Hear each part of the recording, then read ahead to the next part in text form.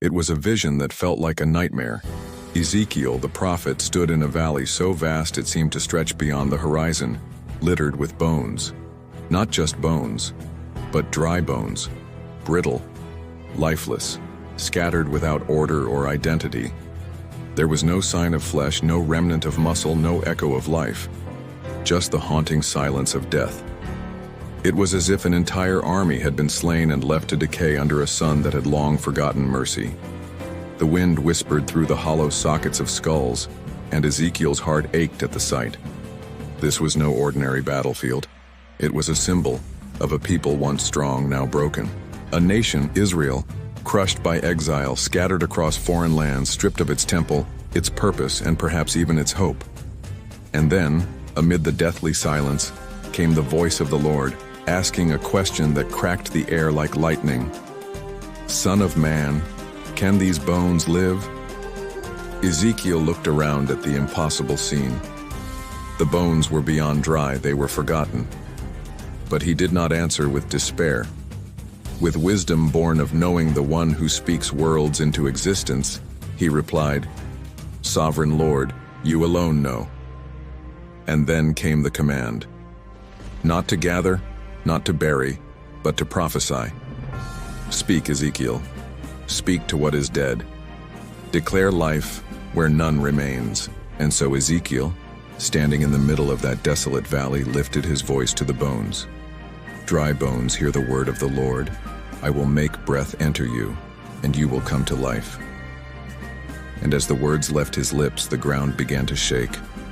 A rumble, faint at first, then growing louder until it roared through the valley. Bone met bone with a clatter that echoed like thunder. Skulls rolling toward spines, ribs snapping into place, femurs locking into hips. The skeletons assembled in eerie synchronicity, forming full human frames. Sinews stretched over bone like thread pulled tight.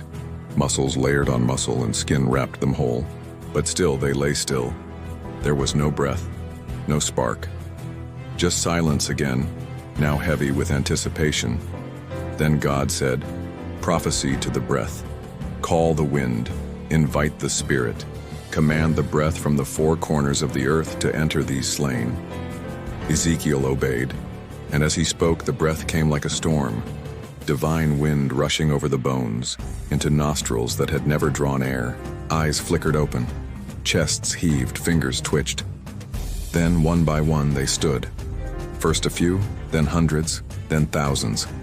An army not just resurrected, but reborn. Their faces no longer hollow, but filled with purpose. Their hearts no longer cold, but beating with destiny. It was no longer a valley of death. It was a cradle of life and a symbol of what God would do for his people. "These bones," the Lord said, "are the people of Israel. They say, 'Our bones are dried up and our hope is gone.' But I will bring you back to life. I will open your graves and restore you. I will put my spirit in you, and you will live." The vision wasn't just for Ezekiel's time. It's for anyone who has ever walked through their own valley of dry bones. For the mother who has lost her joy. For the man who has lost his purpose. For the soul who has wandered so far from home they don't believe they can return. God still speaks to dry bones. He still breathes life into what the world calls dead. The story of the valley is a story of revival, of restoration not through effort but through the breath of God. Because no matter how far hope has fallen, no matter how broken a life may be, no matter how long it has been since you felt alive, there is no death too deep for God's Spirit to revive. We are the bones, dry, scattered, forgotten, and yet, through the word of the Lord, we are called to rise. The same breath that breathed life into Adam in the beginning now breathes into the lifeless places of our lives. He doesn't just rebuild us, he resurrects us. Not as we were, but as something stronger, sharper, more aware of his power. Imagine the awe of Ezekiel, watching what was once a wasteland now filled with living souls, each one a testament to divine mercy. Imagine the hope that surged in his heart as he realized God hadn't forgotten his people. He hadn't abandoned them to ruin. He was still writing their story, and the next chapter would be glory. It's easy to feel forgotten, to believe the bones will stay dry, that the promises are dead, that the dreams will never wake up. But the God of Ezekiel is the God of today. He still asks, can these bones live? And when we respond in faith, he moves. He speaks. He breathes. He revives. So don't fear the valley. Don't despise the silence. Don't count the bones and assume it's over. Because where man sees a graveyard, God sees a battlefield waiting to rise. Where we see endings, he begins anew. Where we feel breathless, he sends his spirit. When we are weak, he is mighty. The Valley of Dry Bones is more than a miracle.